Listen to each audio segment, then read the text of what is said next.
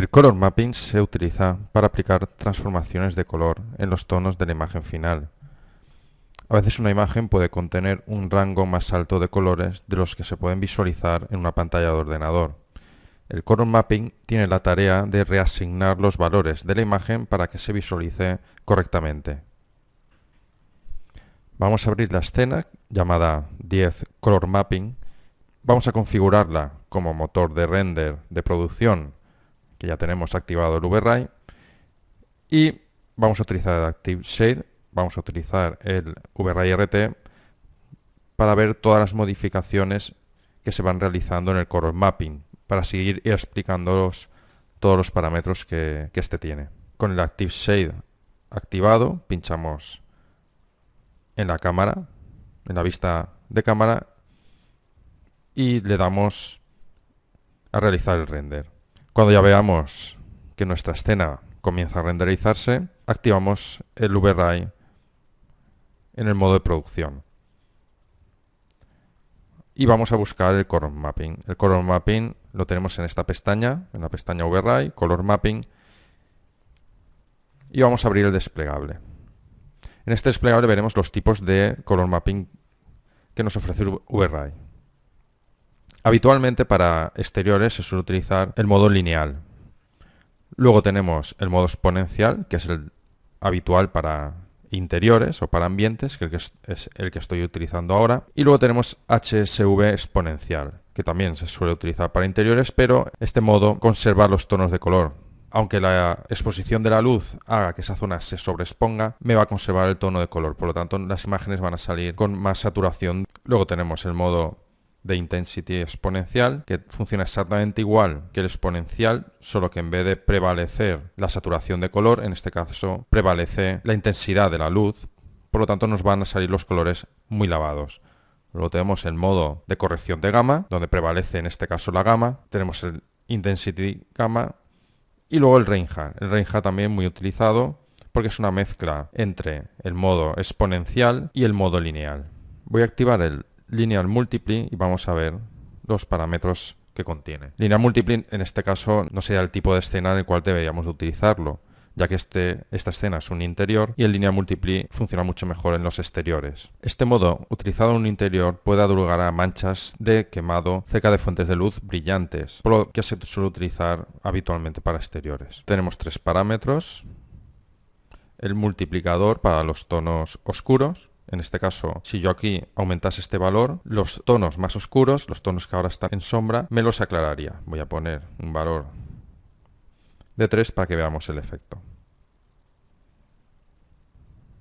Las zonas donde antes eran los colores mucho más oscuros se han aclarado gracias a haber aumentado este multiplicador a 3. El multiplicador de brillos, como sucede en este caso, en esta zona de aquí, lo que me haría sería modificar la intensidad de los brillos. En este caso podría aumentarla o disminuirla.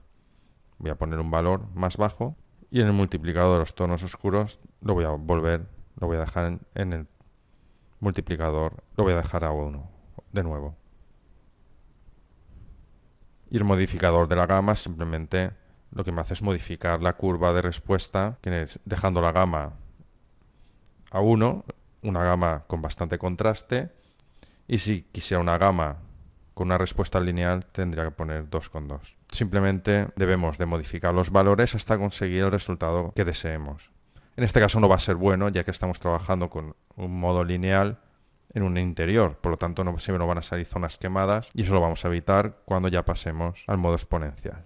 A mí me gusta partir habitualmente de una corrección de gama de 2,2. Y viendo cómo va saliendo la imagen, si veo que sale poco contrastada, lo que hago es disminuyo el multiplicador de los tonos oscuros y aumento el de los brillos para conseguir más contraste.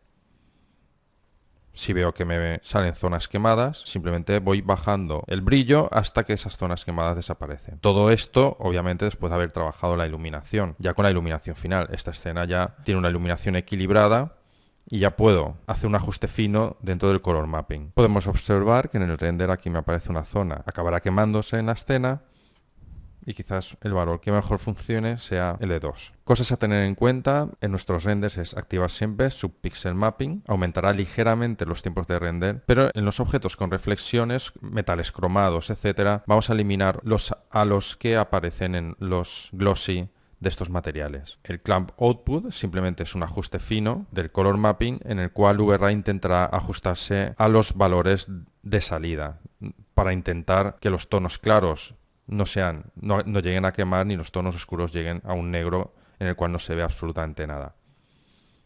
Affect Background, activándolo, me afectará al fondo que tengo asignado en el environment de 3 Studio Max. Esta opción, para que no me afecte a los colores, digamos que solamente el color mapping me afectará a la iluminación, pero no estará afectando a los colores, ni los saturará ni los desaturará. Lo dejará tal cual. Normalmente a mí me gusta desactivarlo para luego hacer cualquier tipo de corrección en programas como Photoshop. Y por último tenemos el Linear Workflow, que si lo activamos, VRAY corregirá los bitmaps y trabajará en un espacio de color lineal. Habitualmente suelo trabajar sin esta pestaña activada, ya que corrijo la gama desde la corrección de gama, que aquí la pongo a 2,2. Por último, explicaros que tanto el lineal como el exponencial son los dos tipos más utilizados, y luego tenemos el Reinhardt, que es posiblemente el de los 3 también más utilizados, que es esa mezcla entre el lineal y el exponencial. Los parámetros son distintos. Tiene un parámetro de quemado, que lo que digamos nos está controlando es la cantidad de exposición de la imagen. Si la imagen no sale quemada, solo tengo que bajar ese parámetro. Y luego tenemos un multiplicador, que lo que nos hace es mezclar entre el modo lineal y el exponencial. Cuanto menor es este valor, la respuesta es más lineal. Y cuanto más aumento este valor, la respuesta es más exponencial. Cuando los valores aquí son bajos, me va a tender a contrastar mucho la imagen y las zonas iluminadas tenderán a quemarse, las que están próximas a la fuente de luz. Y cuando los valores son altos, se comportará más con valores exponenciales, con lo que conseguiré una imagen con mucho menos contraste. Voy a poner un valor de 0 y conseguiré más contraste en la imagen. Voy a tener que compensarlo con un valor de quemado. Con estos valores, en este caso me estaría quemando esta zona, y aquí, sin embargo, por la zona de sombra serían demasiado oscuras.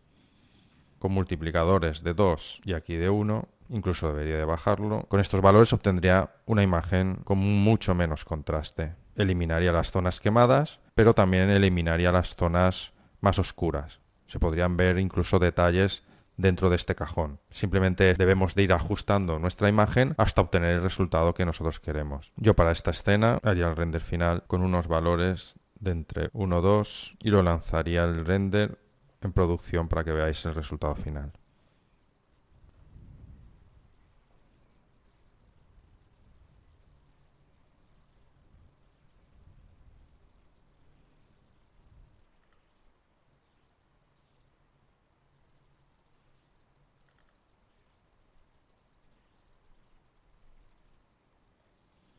Cuando ya tengamos finalizado el render, o en este caso cuando casi esté finalizado, podemos comprobar la exposición en distintas zonas de la escena es correcta presionando con el botón de la derecha del ratón. Sobre los blancos nunca me deben de llegar al valor real de 1. Sobre los negros nunca deben de llegar al valor real de 0. Aunque aquí en este caso veis como sí que se aproxima bastante, pero no llega al valor de 0. En esta zona de aquí sí que se aproxima porque es una fuente de luz y esta zona está quemada. Es lógico, no podemos evitarlo. Al ser una fuente de luz debe de quemar. Pero fijaros como esta zona, este blanco, está en unos niveles de 0,92, 0,90, 0,86, por lo tanto no es una zona quemada. Y esta zona pues estaría en los límites. Aquí tal vez deberíamos de rebajar los niveles. Aunque lo que realmente nos interesa es el mueble, y el mueble está en unos niveles aceptables. No sobrepasar el 0,95 es correcto, no serían zonas quemadas.